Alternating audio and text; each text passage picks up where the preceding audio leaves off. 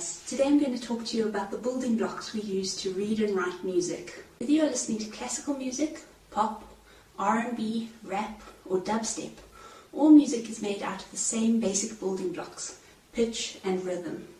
Pitch tells us how high or low a note is, while rhythm tells us how long or short a note is. We write music on a set of 5 lines called a stave.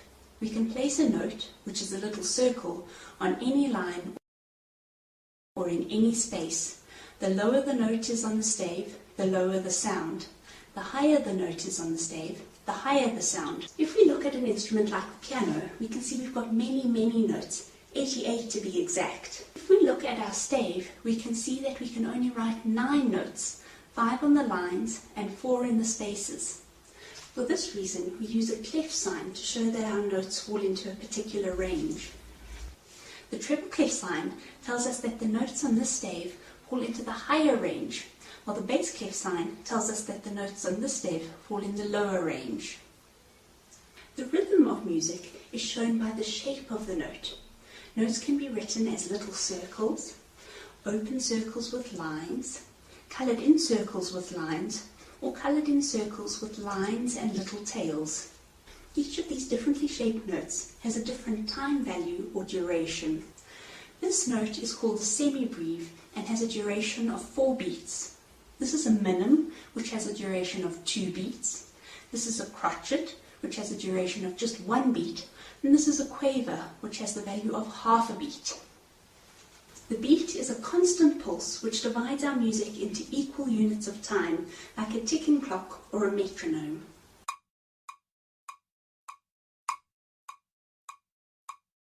We separate our stave into bars by placing a small vertical line through all 5 lines of the stave. These bar lines separate our music into equal groups of beats. A time signature, which is a set of 2 numbers placed at the beginning of the stave, tells us how many beats are in each bar.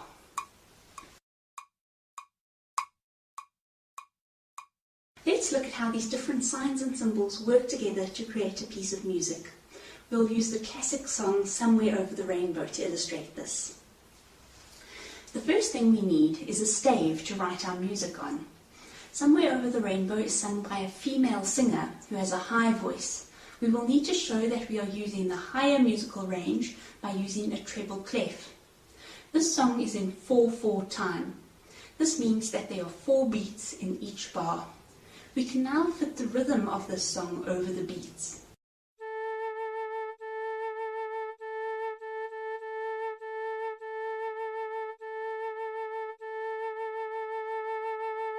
As you can hear, this is not quite right yet.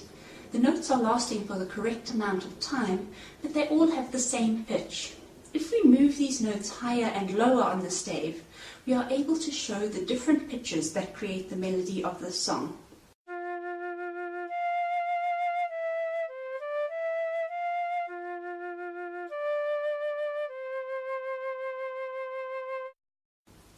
We'll take our time to break down all of these concepts and study them in detail, but for now, all I need you to do is take away the following 10 facts.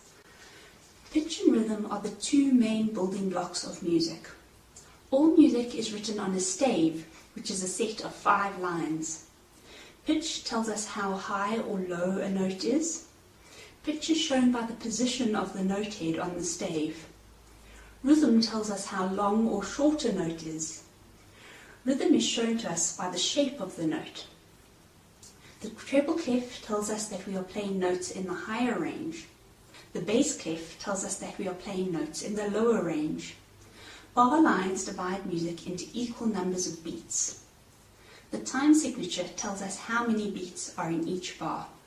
Please ensure that you have a solid grasp of all of these facts because they form the foundation of everything we're going to learn.